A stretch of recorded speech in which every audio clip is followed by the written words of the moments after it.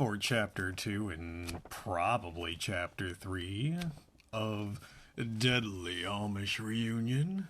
When we last left on Chapter 1, a lot of shit went down. Some would say... strangled by Santa. Some would say too much went down for one chapter. She got, like, attempted rape and then actual raped and stabbed by her dad. Her mom didn't believe her, and she's AWOL now. More things happened in 20 pages of Deadly Amish Reunion than the entirety of the first Twilight book. Yeah, we found out that our main man has, like, sixth sense. Yeah. Because he just knew that she was in trouble and would need him and where she was, which is It's unnerving. I genuinely don't know what's going to happen in the next few pages. It's just like, will there be like, it really is there going to be Transformers? Will Luke be a vampire? Let's find out. Chapter 2. Luke. She was dazed, confused. For it was Luke, wasn't it? His face was altered. A long, jagged scar ran the length of his right cheek. His left profile, though, was the same as she had remembered. His hair was longer than he'd worn it while they were married, but it was still blonde and curly, though it wasn't the typical bowl-cut style she had seen on the Amish men surrounding the area. A chill swept through her. What had happened to him? How was it that the man she had loved and mourned was standing before her, but dressed like an Amish man? He'd left that life behind when they had gotten married. "Mama," LJ ran to her side, clinging to her legs, her sweet child. She squatted down to peer into his eyes. He seemed uninjured, though terrified, but other than that, unharmed. She stood and lifted him into her arms, settling the weight against her hip. LJ rested his head on her shoulder, and she dropped a kiss on his curls. When she glanced up, she saw that both men were watching her. Luke's eyes were still puzzled. Disappointment sizzled through her at the lack of tenderness that he displayed. Had he used the accident to return to his community? They had never even discussed the possibility of her becoming Amish. She thought that he was happy with their life. Raymond's gaze, however, was much more of a concern. Actually, as he focused his attention on her son, dread was dawning on his gaze. He didn't know, she realized. Raymond had no idea that she and Luke had been a couple. Was her husband ashamed of her? I remember you, girl. Why are you always assuming the worst? She opened her mouth to say something, but then closed it, for she didn't even know where to begin. You've always been in an explosion. I think we need to decide what to do about the man who attacked you before we get sidetracked by anything else. Raymond laid a hand on Luke's shoulder, all the while staring at Ginny and LJ. His voice interrupted her musings, and she put her questions aside for the moment, for he was right. Luke rubbed his chin, his eyes never leaving her face, and he still looked perplexed. "I saw a news report this morning. A man named Steve Curtis escaped from prison. I don't know why, but I thought that you might be in danger." Luke's voice was the same one she'd remembered, softly spoken and deep with just the barest edge of gravel in it. Textured. That was the word that came to mind when she thought of his voice. Swish it around in your mouth like fine wine. His words struck her as odd. "You don't know?" He had rescued her from Steve once before, for that was how they had met. After that, she'd worked with Luke for several years on various housing projects. They'd been inseparable, and she had shared everything about her past with him. Surely he had to know that the man was a menace. Luke opened his mouth. Later. Raymond narrowed his gaze at his brother. Ginny itched to ask Luke what he was about to say. "He got away. Now what?" She shook her head. They'd both seen her attacker's face. She didn't understand the confusion. "That was not Steve Curtis." "Are you sure?" Doubt rang clear in Raymond's voice. "Of course I am," she bit out, then winced at the curt tone. She'd probably Well, know. she had both of their attention now. "I don't know who it was. He didn't speak, although I think his intent was clear." She rubbed her throat with the hand that wasn't holding on to her son. "I guess we should call the police." She didn't give either man the chance to argue, not that either of them made a sound as she pulled out her phone and dialed. While they waited, she went into the kitchen under the guise of getting her son something to eat. In truth, she wasn't sure if she was more unsettled by the escape of her stepfather or her subsequent attack or the reappearance of her deceased spouse. Within 15 minutes, 2 Pennsylvania State Police troopers stood inside her apartment. Raymond and Luke discreetly edged towards the kitchen, letting her talk with the troopers privately. "We'll want to talk with you two when we're done," one of the troopers said to Luke and Raymond. Luke frowned, but neither he nor his brother protested. Jenny remembered that the Amish she'd met while she and Luke had been together hadn't been so keen about involving outside law enforcement for anything. The troopers efficiently took her statement, then went about investigating the apartment. One trooper headed into the hall and the other disappeared into the kitchen. "You said you saw this man at your son's preschool?" the trooper said in the hall. She nodded. "Yeah, I saw him leaving the school on a motorcycle as we were walking to the car. He must have taken a shortcut." He was dressed as Santa. "And didn't you see the motorcycle when you arrived home?" She resisted the urge to roll her eyes. "No, if I had, I wouldn't have gotten out of my car." He accepted that with a grunt and made a note on his tablet, and her mind wandered. Her attacker had been inside waiting for her. Just the idea of someone hiding in her home that she shared with her son made her queasy. He must have beaten her there by mere seconds. But where had he parked the motorcycle? She knew she hadn't seen it. He must have parked in the back of the building and come through that entrance. She frowned. Who was he? It had to have been Steve's doing. No one else had anything against her.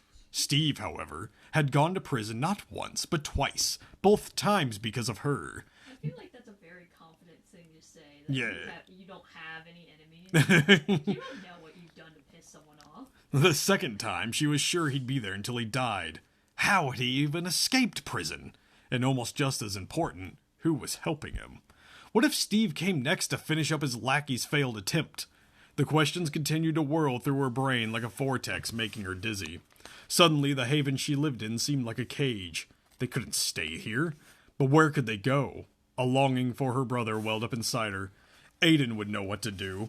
Not only was he her older brother, but he used to be a cop before he married Sophie and began teaching criminal justice at the university. But he wasn't even in the country. Much like a random background we get on characters. It's so insane. He didn't plan to return until another week. She had no family other than Aiden. She didn't even have enough money saved up for a hotel, nor would she feel comfortable in such a place. And what about her job? She dismissed that as unimportant. She could always find another job. Companies were always looking for tech support, and she knew that she was skilled with computers and other technology. But panic was pulsing in her veins when the first trooper tromped back up the steps and into the apartment. In his hands, he held a cheap Santa suit. "Fresh motorcycle tracks in the yard out back near the dumpster," he reported. So she was right. Not that it brought any comfort. Yeah. Within half an hour, the troopers were ready to leave. As if for a few minutes shy of noon, most of the other tenants were at work. Their parking lot had no camera surveillance, so even if her attacker had parked in the lot outside, there would be no record of it. Jenny had never taken note of what kind of vehicles were parked at the apartment complex on a daily basis. The troopers quietly talked with Luke and Raymond for a few minutes before returning to ask Jenny to come down to the station later to look at some images in their data files. "You gotta look at his face," one trooper remarked. "It's possible that you could ID him." Of course. She didn't want to, but it wasn't like she had a choice. "Thanks," the trooper smiled and walked out the door. "Come in soon, Miss Baylor." The door shut behind him and his partner. "What?" the brothers said simultaneously. Shocked, Jenny turned to stare at them. "Your last name was Forster," Raymond insisted. Luke's face was the color of all-purpose flour. "Why did they call you Miss Baylor?" Astonishment held her frozen as the truth finally sank in. He didn't remember her. Jenny swallowed hard. "Because that's who I am."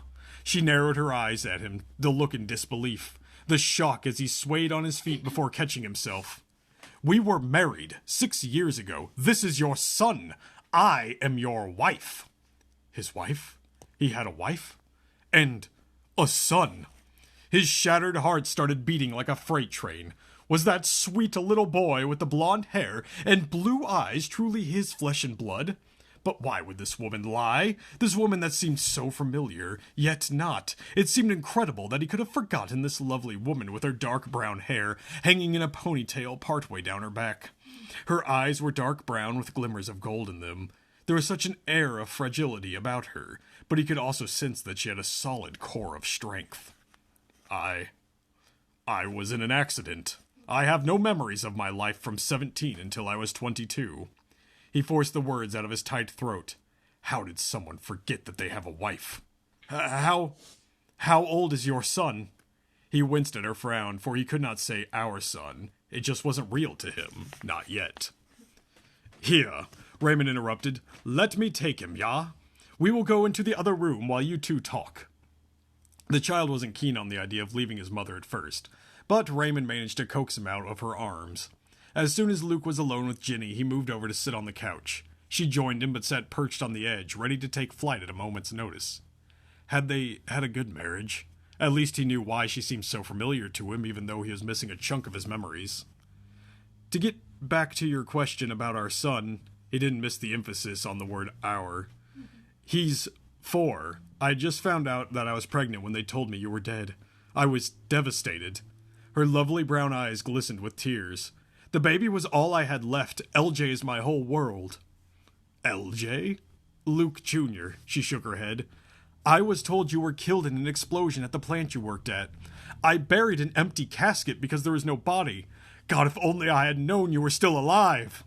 She huffed and hugged her arms across her stomach. For a scant second, anger blazed out of her eyes.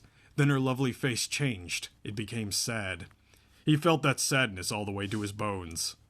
I had no idea who I was. I woke up in a ditch, my leg injured and clothes in tatters. In fact, I thought I was still 17. Her eyes grew huge and her mouth dropped open. He nodded in understanding. When I returned home to Mom and Dad, they told me that I was 22 and had been gone for several years. I couldn't remember any of it. Until today? His heart broke at the hope in her voice. No. He shook his head, shattering that hope. Nee, I still have no memory. Not really. When I saw that news report, I knew that man was no good. In my mind, I could see your face, but I had no idea why. She sighed. Ginny, can you tell me about this Steve Curtis? When I saw his picture, all I could think was that you were in danger. I didn't remember who you were, but I did know that you were important. For the briefest moment, her eyes softened. It was gone so fast that he might have imagined it. Oh, I hate talking about him. Luke waited, and he couldn't force her to tell him, but he hoped that she would. She sighed. Fine, I've already told the police everything. I guess it won't hurt to repeat it once more. Slapping her hands down on her knees, she pushed herself to stand. Then she removed her hair from the band that was holding it loosely at the back of her neck. He was momentarily distracted by the wealth of shining brown hair streaming down her back before she caught it up into a tighter ponytail. When I was a kid, my mother married Steve. My brother, Aiden, and I didn't know at first how terrible he was, but soon we found out. While Mom was at work, Steve was at home, drunk and angry. He attacked me when I was 11. Luke froze. He was horrified. My brother went after him and knocked him down, then locked us in my bedroom. The police arrested Steve and he stood trial. I had to testify. It was awful. His defense attorney tore me apart. Somehow it was my fault, though I was a kid, and the jury didn't buy it, and he was sentenced to 4 years in prison. Only 4 years, she snorted. Luke couldn't speak. He clenched his fists to hold in the anger rushing through him, and she wasn't done.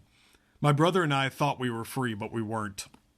We were taken away from my mom and placed in foster care, in separate homes. My mom had had enough and gave us up.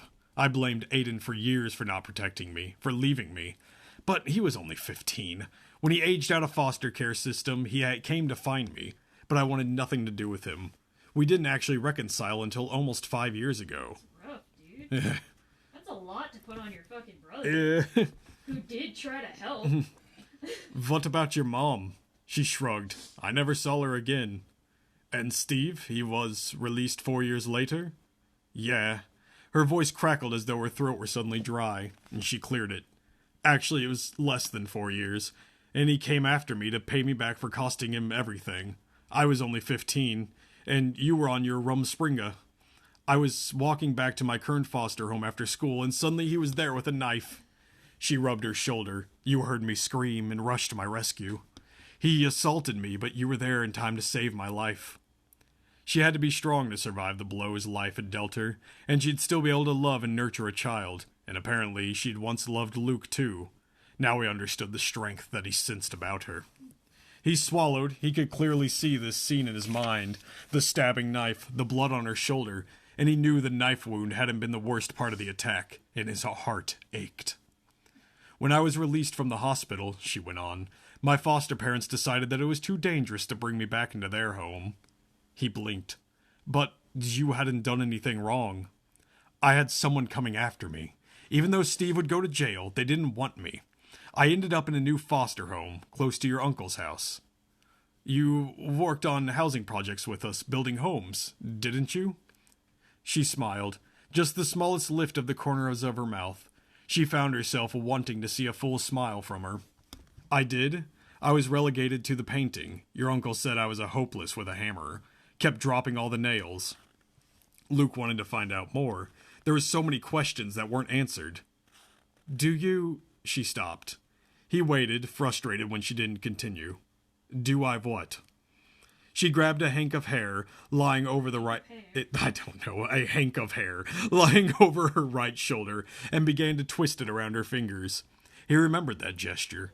It meant that she was unsure of herself. He wanted to tell her she could ask him anything, but held his tongue, not wanting to make her more flustered than she already was.